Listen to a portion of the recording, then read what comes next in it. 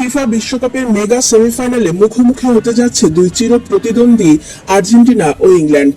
বুধবার আটলান্টা স্টেডিয়ামে অনুষ্ঠিতব্য এই হাই ভোল্টেজ ম্যাচের আগে কথার লড়াই শুরু হয়ে গেছে। সাবেক ইংলিশ উইঙ্গার জো কোল অত্যন্ত আত্মবিশ্বাসের সাথে দাবি করেছেন যে সেমিফাইনালে থ্রি লায়ন্সরা বর্তমান বিশ্ব চ্যাম্পিয়নদের স্তব্ধ করে দেবে এবং লিওনেল মেসিকে মাঠেই ঘুম পাড়িয়ে দেবে।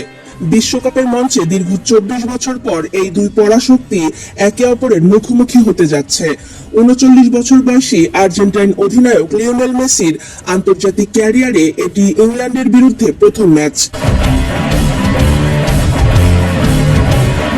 দ্য রেস্ট ইজ ফুটবল পডকাস্টে সাবেক চেলসি মিডফিল্ডার জো কোল বেশ জোর দিয়েই বলেন, আর্জেন্টিনার রক্ষণভাগকে ঘুরিয়ে দেওয়ার মতো গতি ও আক্রমণাত্মক শক্তি ইংল্যান্ডের রয়েছে। আমাদের লিওনেল মেসিকে শান্ত করে দিতে হবে, আমরা তাকে মাঠে ঘুম পাড়িয়ে দেব। আমি এখনো বলছি ইংল্যান্ড বিশ্বকাপের ফাইনালে যাচ্ছে। আর্জেন্টিনার চেয়ে আমাদের দলে গতি অনেক বেশি এবং আমরাই জিততে যাচ্ছি।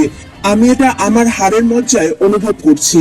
পডকাস্টের সহ আলোচক ও সাবেক Manchester City defender Mike Richards অবশ্য কোলকে এতটা নিশ্চিত হয়ে বলতে বারণ করেন, কিন্তু 44 বছর বয়সী কোল তার দাবিতে অনড় থেকে বলেন, আমরা 100% জিতব।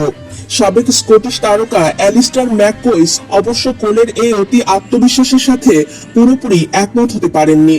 তার মতে টুর্নামেন্টে টিকে থাকা শেষ 4 দল ফ্রান্স, স্পেন, আর্জেন্টিনা ও ইংল্যান্ড।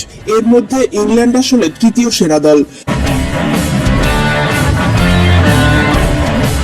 তবে ইংল্যান্ড সমর্থকদের আশ্বস্ত করে তিনি বলেন, ভালো খবর হলো ইংল্যান্ড যে দলের বিরুদ্ধে খেলবে আর্জেন্টিনা আমার মতে তাদের চেয়ে ইংলিশরা ভালো দল।